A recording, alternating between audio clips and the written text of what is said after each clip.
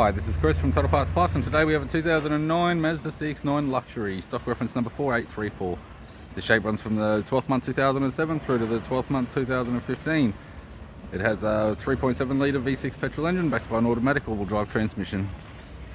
3.7 litre V6 petrol engine. We have the radiator grille, right-hand headlight, right-hand fog light, tidy front bumper cover, left-hand fog light, left-hand headlight, spare wheel, left power door mirror. This vehicle has hail damage all over. Left rear 20-inch factory alloy mag with a ball tyre. Left tailgate garnish, rear spoiler. Tailgate has hail, tidy bumper cover, right hand tailgate garnish, right hand tail light. Right rear 20-inch factory alloy mag with a good ball tyre. Right power door mirror and a right front 20-inch alloy mag with a good tyre. With the driver's side door trim, power window master switch.